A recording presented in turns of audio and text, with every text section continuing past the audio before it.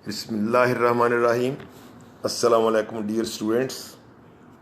हम इंग्लिश में बुक 1 का lesson number 2 clearing in the sky पढ़ रहे हैं। 2 पेजेस ख़त्म हो चुके हैं, पेज नंबर 11 और पेज नंबर 12। जेस जो कि बेटा है, उससे उसका बूढ़ा वालिद 70 साल से ज़्यादा उम्र का वालिद अपना एक अचीवमेंट दिखाने के लिए जा रहा है। तो वो गर्मी में जैसे चल के आया अपने घर से उसके घर तक और वज़न भी उठा के लाया था।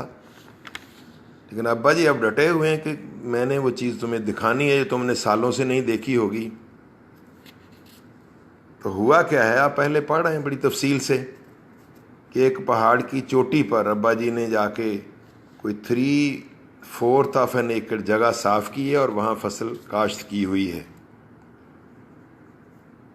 या अब वहाँ पहुँच चुके हुए हैं। उसने उसके गिर्द बाड़ भी लगाई हुई है ताकि कोई अगर जानवर नीचे से आ जाए चरागाह से तो उसकी फसल को, जो सब्ज़ियाँ उसने काश्त की हैं, उनको डिस्टर्ब ना करे।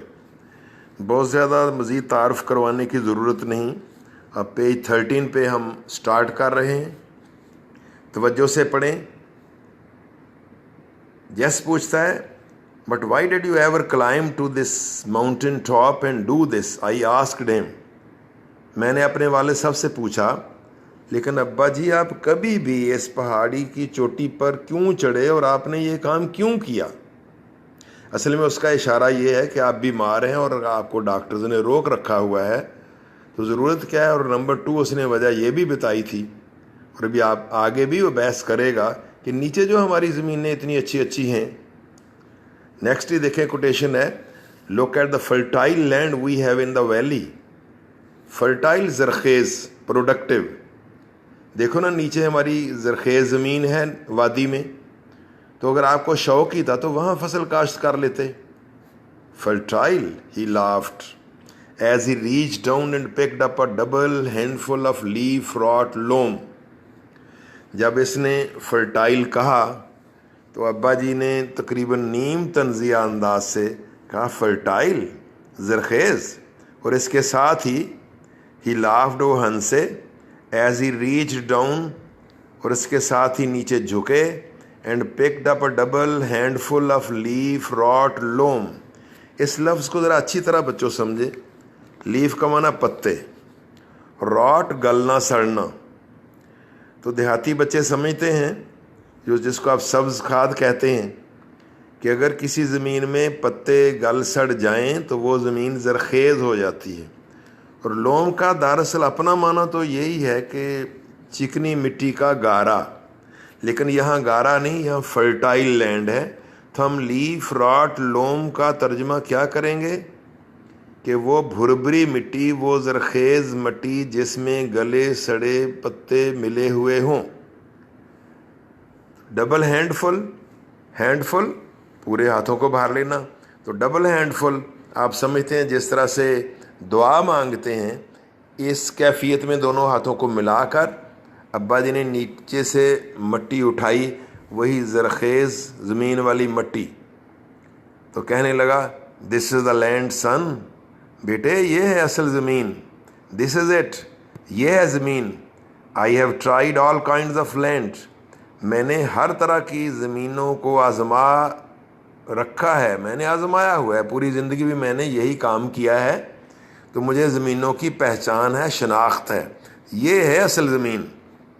Then he smelled the dirt, dirt मट्टी।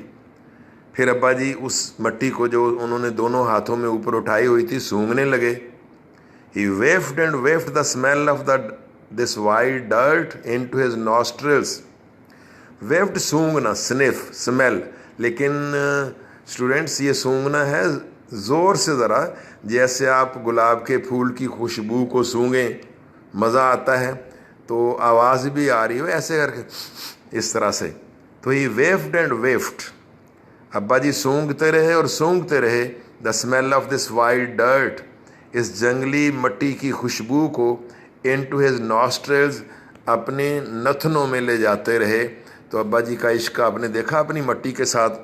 तो सच्ची बात तो ये है कि जब हल चले, नीचे से जब ज़मीन पलटी जाती है तो उसकी एक मखसूस खुशबू होती है जो मज़ा देती है।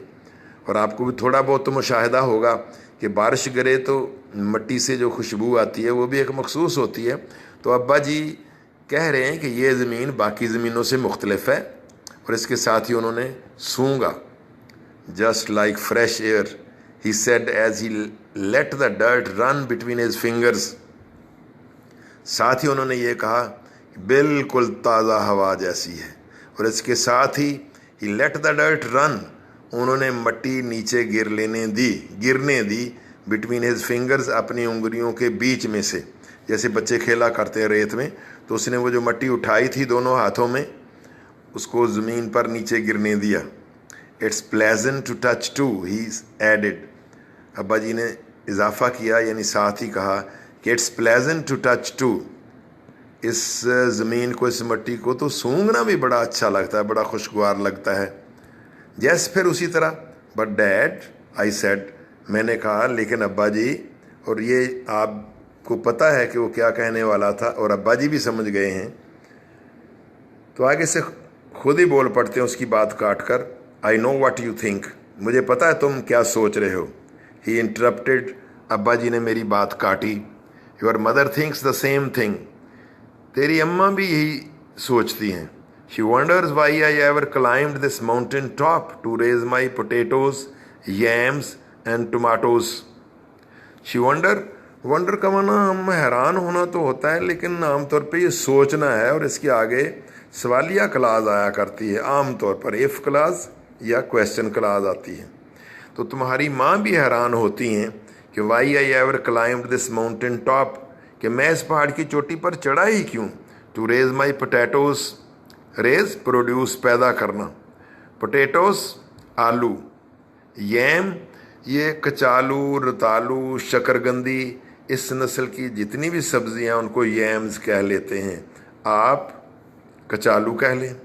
एंड टमाटोज, इसका तलफ़्फ़ुज़ टमाटोज़ और टमेटोज़ दोनों दुरुस्त हैं, जबकि पोटैटोज़ उधर एक ही दुरुस्त है। तो she wonders why I ever climbed this mountain top to raise my potatoes, yams and tomatoes. तो तुम्हारी अम्मा भी हैरान होती हैं, सोचती हैं कि मैं इस पहाड़ की चोटी पर क्यों चढ़ा और मैंने यहाँ आलू, अरवी और टमाटर क्यों उगाए। बट जैस, लेकिन जैस, ही आलमोस्ट विस्पर्ड, ही कैच छोटा होना चाहिए जो बड़ा दिया हुआ है, विस्पर सरगोशी में कहना, जैसे बड़े राज की बात कर रहा हो, लेकिन जैस इस अंदाज से ना बड़े राजदाराना लहजे में बोल रहे हैं। Anything grown in new ground like this has a better flavour, कोई भी चीज़ जो इस तरह की नई ज़मीन में उगाई जाती है ना, हैज़ अ बेटर फ्लेवर, उसका टेस्ट बहुत बेहतर होता है। फ्लेवर, टेस्ट, उसका जायका ही अलग होता है। Wait until my tomatoes are ripe, ज़रा इंतज़ार तो करो जब तक कि मेरे टमाटर पक नहीं जाते, फिर देखना ज़रा उनको चख कर। अंटिल, जब तक ना, राइप पके हुए हों। You will never taste sweeter tomatoes, you will never taste sweeter tomatoes in your life, तुम ज़िंदगी में इससे मीठे टमाटर कभी नहीं चखोगे। अब स्वीटर का माना बेहतर जायके वाले आप कर लेना, कि आप ज़िंदगी में इससे बेहतर टमाटर कभी नहीं चखोगे। ये आगे से कहता है they will soon be ripe too, I said, मैंने कहा वो तो जल्द पकने वाले हैं, जल्दी पक जाएंगे। As I looked at the dozen or more rows of tomatoes on the lower side of the patch, जबकि मैंने lower side of the patch, अब पैच का माना extract of land, piece of land, ये वही क्लियरिंग इन द स्काई है। हम patch का तर्जमा साफ किया हुआ कताए राजी ही करेंगे। अब ये ढलवान पे है, हमारे मैदानी इलाकों के खेत तो हैं नहीं, तो इसलिए कुछ हिस्सा ऊपर को है, कुछ नीचे को है। तो निचली वाली साइड पे, निचली जानब इस ज़मीन के, उसने द डजन और मोर रोज़, एक दर्जन या इससे ज़्यादा कतारें देखीं। तो कह रहा है कि as I looked at the dozen or more rows of tomatoes on the lower side of the patch, जब मैंने इस कते के निचली जानब टमाटरों की एक दर्जन या इससे ज़्यादा कतारें देखी, तो मैंने ये कहा कि वो जल्दी पक जाएंगे। Then above the tomatoes were a half dozen rows of yams। अब अगर आप अपने तस्वर में लेके आए तो थोड़ा सा सीढ़ी की तरह ऊपर को जाता हुआ ये टुकड़ा है, तो निचली जानब 1 दर्जन टमाटरों की लाइनें हैं और उसके ऊपर देन अबव द टमेटोज, टमाटरों के ऊपर were a half dozen rows of yams, अरवी की आधी दर्जन कतारें थीं तकरीबन। अबव द yams, और फिर ज़रा ऊपर जाएं तो और ऊपर को चलते जाएं तो अरवी के ऊपर were perhaps 3 dozen rows of potatoes, row कतारें आलूओं की 3 दर्जन कतारें थीं। तो ये अब्बा जी ने अपना सीक्रेट गार्डन काश्त किया हुआ है। निचली जानब 1 दर्जन टमाटर, उससे ऊपर आधी दर्जन अरवी, और उससे ऊपर चूंकि आलू बहुत ज़्यादा खाए जाते हैं तो 3 दर्जन आलूओं की कतारें हैं। जस कहता I don't see a weed in this patch. Weed जड़ी बूटी, अनवांटेड प्लांट, मुझे ज़मीन के इस टुकड़े में कोई जड़ी बूटी नहीं नज़र आती। आई लाफ्ट, मैंने हंसते हुए कहा। Want they grow here, want will not, क्या यहाँ जड़ी बूटियाँ नहीं होती? और बच्चों, आप लोगों को पता है, ख़ासकर खेती बाड़ी करने वाले ख़ानदानों के जो बच्चे हैं उनको पता है कि जड़ी बूटियाँ ज़मीन से डाइट ले जाती हैं तो उनको निकालना ज़रूरी होता है ताकि फसल को पूरी खुराक मिल सके। तो वो कहते हैं जड़ी बूटियाँ नहीं हैं, तो वॉन्ट दे ग्रो हियर, क्या यहाँ जड़ी बूटियाँ नहीं उगती? I won't let them, he said. तो अब्बा जी फिर फ़खरिया अंदाज में, उनको अपनी मेहनत पे फ़ख्र है। आई वॉन्ट लेट देम, मैं उन्हें उगने देता ही नहीं, लेट इजाज़त देना। No this is what I have been wanting you to see, अब बेटे ये है वो जगह जो मैं चाह रहा था कि तुम देखो। ये आगे से तारीफ़ करने के अंदाज में जैसे कहता है, this is the cleanest patch I have ever seen, I bragged, मैंने भी फ़खरिया अंदाज में कहा, शेखी बुखारने के अंदाज में कहा कि this is the cleanest patch I have ever scene, ये सबसे साफ टुकड़ा है जो मैंने कभी देखा हो। अब इंग्लिश लोग इस तरह से कह लेते हैं, आप इसका तर्जुमा हम यूँ भी कर सकते हैं कि इससे ज़्यादा साफ ज़मीन का टुकड़ा मैंने कभी नहीं देखा। But I still don't see why you climb the top of this mountain to clear this patch. अब सी का मना मेरा देखना नहीं होता, समझना भी होता है। आपने वो मशहूर जुमला सुना होगा, ओ आई सी, अच्छा तो मैं समझ गया। तो सी का माना समझना है यहाँ भी।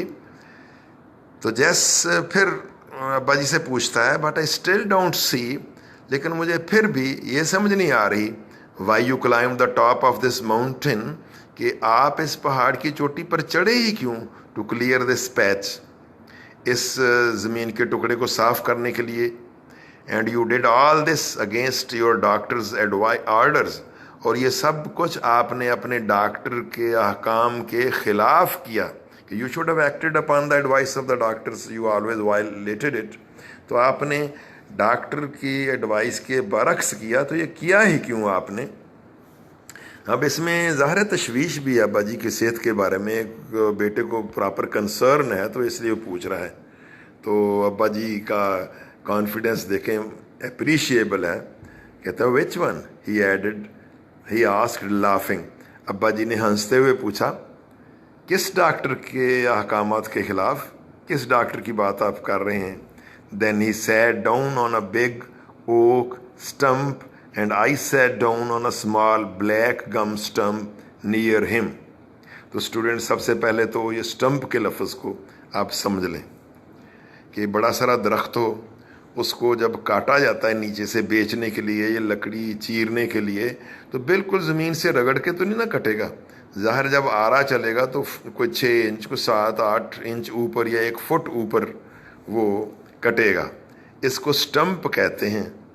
तो वो ठुंठ कह लें, मुड कह लें, कटा हुआ तना कह लें, मुड मीम डाल है बेहतरीन तर्जमा है। अगरचे ये हमारी लोकल लैंग्वेज में यूज़ होता है, लेकिन उर्दू में भी ये काबिल इस्तेमाल है। ओक एक दरख्त का नाम है जिसको शाह बलूत कहते हैं, शाह बलूत, बे लाम वाओ तोए। तो then he sat down on a big oak stump, फिर अब्बा जी एक बहुत बड़े शाह बलूत के दरख्त के कटे हुए तने पर, एंड पर, मुड पर बैठ गए। And I sat down on a small black gum stump near him, और मैं भी उनके करीब ही बैठ गया। एक और कटा हुआ तना था, वो किस चीज़ का था? ब्लैक गम, स्याह गूंद।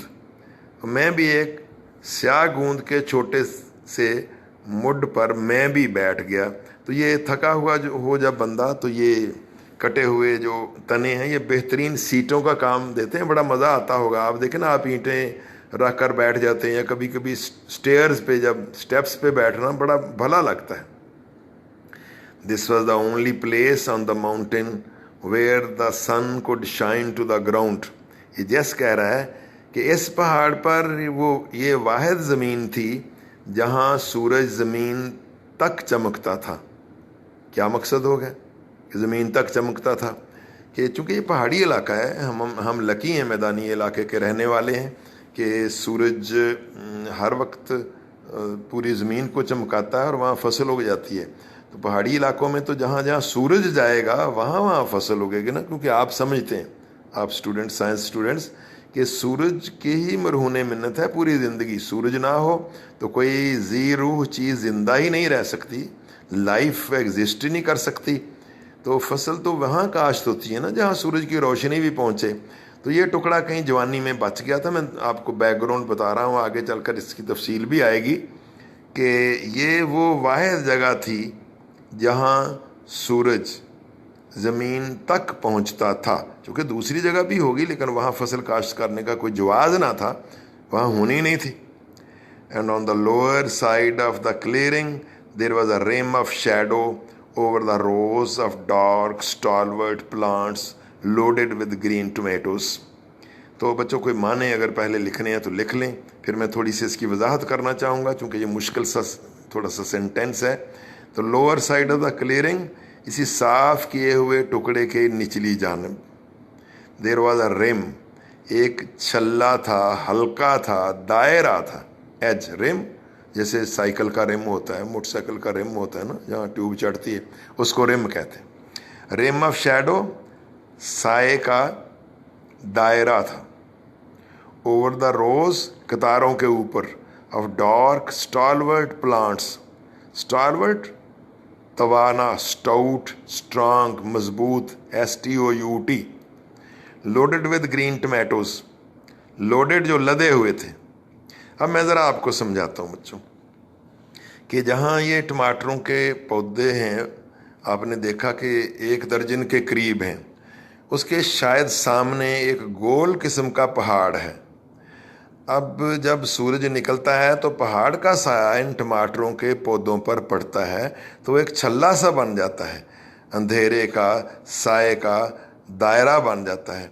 जैसे आपने देखा होगा जब सूरज तुलू होता है तो सबसे पहले कोई मस्जिदों की मीनारों को रोशन करता है, वो वाइट होते हैं और निचला हिस्सा डार्क हिस्सा ब्लैक होता है। तो इसी तरह ये जो छल्ला है ना साए का, ये अपोजिट पहाड़ का साया है जो उस ज़मीन पर पड़ रहा है। जो थोड़ी देर बाद जब सूरज ऊपर आएगा तो शायद ये दायरा ख़त्म हो जाएगा। अब आप इस सेंटेंस को पढ़ें। And on the lower side of the clearing, और इस साफ किए हुए कता अराजी के निचली जानिब, there was a rim of shadow, साए का एक हल्का था, over the rows of dark stalwart plants, उन काले रंग के मजबूत पौधों की कतारों के ऊपर, लोडेड विद ग्रीन टोमेटोज, जो सब्ज़ टमाटरों से लदे हुए थे। अब काले रंग के पौधे जो है ना, फसल कोई भी हो वो ज़्यादा स्ट्रांग समझी जाती है, जितनी वो वाइटिश या पीली सी होगी उतनी कमज़ोर समझी जाती है। तो ये काले काले पौधे हैं जो लदे हुए हैं सब्ज़ टमाटरों से। कुछ दिनों बाद इन टमाटरों ने पक जाना है। What is the reason for your planting this patch up here? I asked. मैंने अब्बा जी से पूछा कि अब्बा जी फिर भी वजह तो बताएं, वजह क्या है कि आपने ये इतनी बुलंदी पर आकर ये पैच, ये टुकड़ा काश्त किया। अब अब्बा जी वहाँ बैठे बैठे अब ये बातें कर रहे हैं, तो बताते हैं अपनी लाइफ हिस्ट्री। तो देख लीजिए, हमें भी, हमारे दिल से भी अब्बा जी के लिए, बाबा जी के लिए सताइश निकलती है। तो वो कहते हैं 20 times in my life he said, अब्बा जी बोले यूं हुआ कि 20 बार जिंदगी में, 20 मरतबा नहीं करना, 20 टाइम्स ही कहा है उसने, तो मेरी ज़िंदगी में 20 मरतबा यूं हुआ, और doctor has told me to go home, कि डॉक्टर ने मुझे ये कहा कि मैं घर जाऊं, and be with my family as long as I could, और जहाँ तक हो सके अपने ख़ानदान के साथ रहूं। वजह क्या कि उन्होंने डिक्लेयर कर दिया कि मैंने बचना नहीं है, काल्बनी हार्ट पेशेंट है, वीक हार्ट रखता है। तो कहते 20 बार डॉक्टरों ने मुझे बताया कि मैं घर जाऊं और अपने ख़ानदान के साथ जहाँ तक हो सके ज़िंदगी के बाकी मंदा अयाम बिताऊं। Told me not to work, डॉक्टरों ने मुझे बताया कि मैं काम ना करूं, नॉट टू डू एनीथिंग, कुछ ना करूं, but to live and enjoy the few days I had left with me. But का यहाँ माना सिवाय है, ये वही वाला है जैसे there is no God but Allah. तो डॉक्टरों ने मुझे कहा क्या कहा, not to do anything but to live and enjoy the few days, कुछ ना करूं सिवाय इसके कि ज़िंदा रहूं और वो ज़िंदगी के चंद अयाम एंजॉय करूं, उनसे लुत्फ़ उठाऊं, I had left with me, जो मेरे पास बच गए थे। If the doctors have been right he said, उन अब्बा जी कहने लगे अगर डॉक्टर सच्चे थे, हक पर रहे हैं, winking at me, wink blink यानी आंख झपकना, यहाँ आंख मारना, मेरी तरफ तकरीबन आंख मारते हुए अब्बा जी बोले बड़े राजदाराना अंदाज से कि अगर डॉक्टर हक पर रहे हैं तो I have cheated death many times, तो मैंने कई मरतबा मौत को धोखा दिया हुआ है। चीट, डिसीव करना। बच्चों आप पहले भी पढ़ रहे हैं कि 40 साल पहले भी एक डॉक्टर ने कहा था कि तुम टैक्सी लेके घर जाओ, ऐसे ना जाना, लेकिन अब्बा जी 5 मील पैदल चल के भी गए थे। और वैसे भी वो 5 मील का वाक़या तो बाद में है, लेकिन ये 40 साल पहले की जो बात है उसमें ये बताया गया है कि इसके बावजूद उन्होंने अपनी डिटर्मिनेशन की बदौलत, स्टेडफास्टनेस की बदौलत और शायद अल्लाह पर अपने भरोसे की वजह से वो ज़िंदा भी रहे, 5 बच्चों का ख़ानदान पाला पोसा भी, और इस दौरान उतनी ही मेहनत की जितनी कि कोई भी तंदुरुस्त आम शख्स कर सकता है। तो अब अब्बा जी कह रहे हैं कि now I have reached the years the good book allows to man in his lifetime upon this earth. Good book ईसाइयों की मुकद्दस किताब, ये द बाइबल है, बाइबल इंजील मुकद्दस। तो वहाँ लिखा हुआ है, उस किताब में लिखा हुआ है, ये आपके बुक 3 में भी जिक्र आएगा, पोएम में एक जगह पे, कि 3 स्कोर ईयर्स एंड 10, स्कोर कहते हैं 20 को, कोड़ी को, 3 स्कोर ईयर्स 60 और 10 प्लस कर दें तो 70 हो गए। तो अब्बा जी आप बता रहे हैं कि I have reached the years the book good book allows to man, अब मैं उम्र के उस हिस्से को पहुंच गया हूं जो हमारी मुकद्दस किताब इंसान को देती है, इजाज़त देती है, इन his lifetime upon this अर्थ, ज़िंदगी में इस ज़मीन पर। तो इस ज़मीन पर रहने के लिए हमारी मुकद्दस किताब जो इंसान को साल देती है, मैं उन सालों तक पहुंच चुका हूं, और वो क्या है 3 स्कोर ईयर्स एंड 10 यानी 70 साल। इस ये कहकर he got up from the stump, अब्बा जी उस कटे हुए तने से, उस मुड से उठ खड़े हुए, and wiped the rain drops of sweat, और पसीने के बारिश के कतरे पूंछे साफ किए, wiped cleaned from his red wrinkled face, अपने सुर्ख झुर्रियों वाले चेहरे से। बड़ी खूबसूरत अंग्रेजी है, इसमें एलिट्रेशन भी है, रे का देखें, रेड रिंकल्ड फेस, म्यूज़िक सा लग रहा है बच्चों। तो उस मुड से उठ खड़े हुए और अपने झुर्रियों वाले चेहरे से बारिश नुमा कतरे पसीने के पूंछे, रिंकल झुर्रियाँ, वो जो क्रीजेस सी आ जाती हैं ना, क्रीज फरोज सी चेहरे पे, with this big blue bandana, फिर बी का रेपुटेशन देखें, अपने बहुत बड़े नीले रुमाल से, बंडाना ये जो बुज़ुर्ग पटका सा साफ़ा या करचीफ लिए रखते हैं हर वक्त, उसको कहा गया है। ये जुमला मैं दोबारा पढ़ रहा हूँ, he got up from the stump, अब्बा जी मुड से उठ खड़े हुए, and wiped the rain drops of sweat from his red wrinkled face with his big blue bandana, और अपने बड़े नीले रुमाल के साथ अपने सुर्ख झुर्रियों वाले चेहरे से पसीने के बारिश नुमा कतरे पूछे। एंड समथिंग एल्स जैस, अब चलना शुरू हो गए हैं। और एक बात और, जैस समथिंग एल्स का माना कुछ और चीज़ ना तर्जमा करना। समथिंग एल्स ये इंग्लिश उस्लूब है, एक और बात। जैस एक और बात,